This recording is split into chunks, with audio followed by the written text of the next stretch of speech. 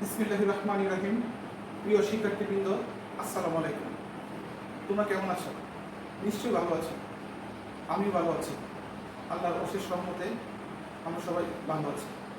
তোমরা জানো যে বাংলাদেশ সহ পুরো বিশ্ব করোনা ভাইরাস নামক কোভিড-19 ভাইরাসে আক্রান্ত, যার জন্যই শিক্ষা, সংস্কৃতি, অর্থনীতি, রাষ্ট্রীয় কার্যক্রম সহ সকল কার্যক্রম সীমিত হয়ে গিয়েছিল এবং কোভিড-19 ভাইরাসের সঙ্গে যুদ্ধ করে বিশ্বের অন্যান্য দেশের মতো বাংলাদেশেও সকল কার্যক্রম সীমিত করে শুরু করেছে। এর মধ্যে শিক্ষা কার্যক্রমও একটি অংশ। গণপ্রজাতন্ত্রী বাংলাদেশ সরকারের মাননীয় প্রধানমন্ত্রীর নির্দেশনায় শিক্ষা মন্ত্রণালয়ের আওতাধীন অনলাইন শিক্ষা কার্যক্রমের একটি অংশ অনলাইন ক্লাস। বাংলাদেশের অন্যান্য শিক্ষা প্রতিষ্ঠানের ন্যায় আমাদের কলেজ সরকারি জিলুর রহমান মহিলা কলেজেও অনলাইন ক্লাসের কার্যক্রম চালু হয়ে এসেছে গত কয়েক মাস ধরে। বর্তমান অধ্যক্ষ প্রফেসর মোহাম্মদ জাকির হোসেন স্যার এবং ওনার সুদক্ষ প্রশাসনের নেতৃত্বে আমরাও অনলাইন ক্লাসের কার্যক্রম চালু রেখেছি। এই ধারাবাহিকতায় আজকের আমাদের এই অনলাইন ক্লাস। তো আজকের অনলাইন ক্লাসে আমি স্বাগত জানাচ্ছি একাদশ, দ্বাদশ ও এইচএসসি পরীক্ষার্থীগণকে। তো আজকে আমাদের বিষয় হলো ব্যবসায় সংগঠন ও ব্যবস্থাপনা প্রথম পত্র এবং আলোচ্য অধ্যায় হলো ব্যবসায়ের আইনগত দিকের অষ্টম অধ্যায়। তো আজকে এই অধ্যায়ের বেশ কিছু বিষয় আমি তোমাদের সঙ্গে আলোচনা করব। তোমরা তার আগে খাতা কলম নিয়ে বসতে পারো। প্রয়োজনীয় টিপসগুলো বা আইনের বিভিন্ন ধারাসমূহ বা সারসমূহ তোমরা নোট আউট করতে পারো। তাহলে আমাদের পাঠে চলে যাই। তার আগে আমি আমার পরিচয় দিয়ে নিই। তোমরা অনেকেই জানো আমার পরিচয়। আমি মোহাম্মদ মামুন কাউসার, প্রভাষক, ব্যবস্থাপনা বিভাগ, সরকারি জিলুর রহমান মহিলা কলেজ, ভৈরব, কিশোরগঞ্জ। আজকে আমাদের আলোচ্য বিষয় হলো ব্যবসা কি, ব্যবসায়ের আইনগত দিকে ধারণা, ব্যবসায়ের বিভিন্ন আইনসমূহ এবং ব্যবসায়ের বিভিন্ন আইনসমূহের আওতাধীন ব্যবসায়ের বিভিন্ন দিক ও এর সারসমূহ। তো প্রথমে আমরা চলে যাব ব্যবসায়ের আইনগত দিকের ধারণা বা তার পরিচিতি বা সংজ্ঞা সম্পর্কে আমরা আলোচনা করব। এর আগে আমরা জানতে হবে ব্যবসা কি। তোমরা ব্যবসায় শিক্ষা শাখার শিক্ষার্থী হিসেবে নিশ্চয়ই তোমরা প্রথম অধ্যায়ে পড়ে এসেছো ব্যবসায় কি। তাহলে এখন আমরা আলোচনা করব ব্যবসা কি। কোনো ব্যক্তি বা প্রতিষ্ঠান যখন মুনাফা অর্জনের উদ্দেশ্যে পণ্যদ্রব্য, সেবাকর্ম উৎপাদন, বন্টন ও এর সহায়ক বৈধ কার্যগুলি সংগঠন করে তখনই তাকে ব্যবসায় বলে। এখানে একটি বিষয় লক্ষণীয় যে মুনাফা অর্জনের উদ্দেশ্য হতে হবে এবং সেটি বৈধ ব্যবসায় হতে হবে। এখন ধরা যাক একজন কৃষক, উনি কিন্তু ধান উৎপাদন করে। একজন কাপড় ব্যবসায়ী, সে কাপড় কেনা বেচা করে, ক্রয় বিক্রয় করে। একজন চাকরিজীবী, সে চাকরি করে। সবার উদ্দেশ্য কিন্তু এক নয়, যদিও সবগুলোই অর্থনৈতিক কর্মকাণ্ড। একজন কৃষক যখন ধান উৎপাদন করে, যখন সে বিক্রি করে, সেটা অর্থনৈতিক কর্মকাণ্ড হয়।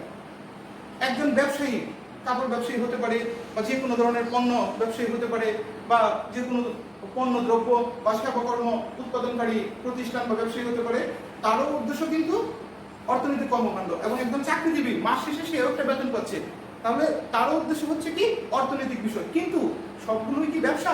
না, সবগুলোই ব্যবসা নয়।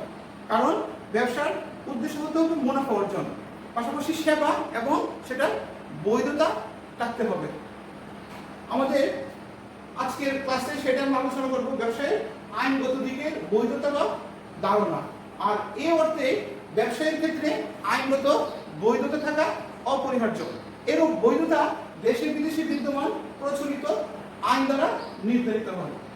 তাহলে আমরা প্রথমে চলে যাব ব্যবসায়ের আইনগত দিকে ধারণা। ব্যবসায়ের আইনগত দিকে ধারণা পেতে হলে আমরা ব্যবসা সম্পর্কে ইতিমধ্যে জেনে নিয়েছি। তোমরা নিশ্চয়ই আগের চেয়ে একটু অবগত হয়েছে। ব্যবসায় পরিচালনা করতে একজন ব্যবসায়ী বা প্রতিষ্ঠানকে আইনের যে সকল বিধিবিধান মেনে চলতে হয় তাকে ব্যবসায়ের আইনগত দিক বলে। একটি ব্যক্তি বা একটি প্রতিষ্ঠান বা একটি অংশীদারি প্রতিষ্ঠান বা এক মালিকানা প্রতিষ্ঠান বা যৌথ মূলধনী প্রতিষ্ঠান যখনই তারা একটা বিজনেস করবে বা একটা ব্যবসা করবে বা একটা সেবা কর্ম উৎপাদন করবে তখন তার একটি আইনগত বিধিবিধান থাকে। ওই আইনগত বিধিবিধান মেনে চলার যে প্রক্রিয়া সেটাকে আমরা আইনগত দিক করতে পারি। তারপর হলো ব্যবসায়ের বিভিন্ন আইনসমূহ। আইনের অন্যতম প্রধান ও গুরুত্বপূর্ণ শাখা হলো ব্যবসার আইন। ব্যবসায়ের বিভিন্ন আইনসমূহ, ব্যবসার মধ্যে বিভিন্ন আইন থাকে, বাণিজ্যিক আইন, শিল্প আইন, ফৌজদারি ও দেওয়ানি আইন, আন্তর্জাতিক আইন ইত্যাদি।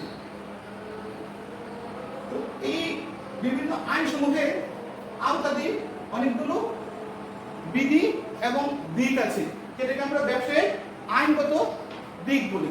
তো ব্যবসায়ের আইনগত দিকগুলো এখন আমরা নাম ও সাল সহ উল্লেখ করব। তোমরা সালগুলো নোট করে রাখতে পারো, কারণ সালগুলো সাধারণত মনে থাকে না এবং অবজেক্টিভে ওই সালগুলো বেশ গুরুত্বপূর্ণ। তাহলে আমরা চলে যাই ব্যবসায়ের বিভিন্ন আইনসমূহ সাল সহ। অংশীদারি আইন 1932 সাল, কোম্পানি আইন 1994 সালে, সমবায় সমিতি আইন 2001 সালে ও সমবায় সমিতি আইনের বিধিমালা হলো 2004 সালে। আমি আবারও বলছি, সমবায় সমিতি আইন 2001 ও সমবায় সমিতি বিধিমালা 2004 সালে। তারপর আছে পরিবেশ সংরক্ষণ আইন 1995 সালে। পরিবেশ সংরক্ষণ আইনের বিধিমালা হচ্ছে 1997 সালে। তারপর হলো মাদক দ্রব্য নিয়ন্ত্রণ আইন 1993 সালে। শব্দ দূষণ নিয়ন্ত্রণ আইন 2006 সালে। ইট পুরানো আইন 1989 সালে। কারখানা আইন 1965 সালে। শিল্প সম্পর্ক অধ্যাদেশ 1969 সালে। শ্রমিক ক্ষতিপূরণ আইন 1923 সালে। শ্রম আইন 2006 সালে। এছাড়াও আরো অনেক আইনসমূহ আছে, কিন্তু এখানে লিপিবদ্ধ আইনগুলোই উল্লেখযোগ্য। তো আমরা আবার একটু সামারাইজ করি আজকে আমরা কি কি আলোচনা করেছি। প্রথমে হলো ব্যবসায় কি, তারপর ব্যবসায়ের আইনগত দিকে ধারণা বা সংজ্ঞা, তারপর হলো ব্যবসায়ের বিভিন্ন আইন, তারপর হলো ব্যবসায়ের বিভিন্ন আইনসমূহ বা বিভিন্ন দিক সালসহ। নিশ্চয়ই তোমরা নোট আউট করেছ গুরুত্বপূর্ণ বিষয়গুলো। প্রিয় শিক্ষার্থীবৃন্দ, আজকে এ পর্যন্তই। আগামী ক্লাসে আমরা এই অধ্যায়ের মেধাভিত্তিক সম্পদ নিয়ে আলোচনা করব। পরবর্তীতে দেখা হবে। তার আগে আরেকটি বিষয়, যেটা আমরা ইতিমধ্যে অনেক শুনে আসছি, অনেকেই বলে আসছে বিভিন্ন মিডিয়াতে, পেপার, পত্রিকায়, বিভিন্ন অনলাইন নিউজে কোভিড-19 সম্পর্কে। তো কোভিড-19 করোনা ভাইরাস সম্পর্কে ইতিমধ্যে তোমরা অনেক অবগত হয়েছো, কিন্তু আমার অনুরোধ থাকবে তোমরা স্বাস্থ্যবিধি মেনে চলবে। যেমন বাইরে গেলে আমরা মাস্ক ব্যবহার করি, বা একটু পর পর আমরা ভালো করে সাবান দিয়ে ন্যূনতম 20 সেকেন্ড পর্যন্ত সাবান দিয়ে বা সাবানজাত অন্যান্য তরল পদার্থ দিয়ে আমরা হাত ধুই, হ্যান্ড স্যানিটাইজার ব্যবহার করি। কিন্তু বর্তমানে দেখা যাচ্ছে আমরা আর সেটা করছি না আগের মতো। তোমরা আতঙ্কিত হবে না, কিন্তু সচেতন হতে হবে, কারণ অনেক দেশে করোনা ভাইরাস দ্বিতীয় দফায় আক্রমণ করেছে। তা আমাদের দেশে দ্বিতীয় দফায় যে আক্রমণ করবে না তার কোনো গ্যারান্টি নেই। সেই জন্যই আমরা আল্লাহর উপর আস্থা রেখে, আল্লাহর উপর বিশ্বাস রেখে পাশাপাশি স্বাস্থ্যবিধি মেনে চলব। আমি তোমাদেরকে একটি পরিসংখ্যান জানাতে চাই। আজ 6 অক্টোবর দুপুর 12টা পর্যন্ত একটা ইনফরমেশন তোমাদের সঙ্গে আমি শেয়ার করতে চাই। এই পর্যন্ত বিশ্বে 213টিরও বেশি দেশে করোনা ভাইরাস কোভিড-19 আক্রান্ত করেছে। এর মধ্যে মোট আক্রান্ত হলো 3,55,32,300 এবং মোট মৃত্যু হয়েছে 10,43,550 জন। আমি আবারও বলছি, পুরো বিশ্বে আক্রান্ত সংখ্যা 3,55,32,300। মোট মৃত্যু 10,43,550 জন।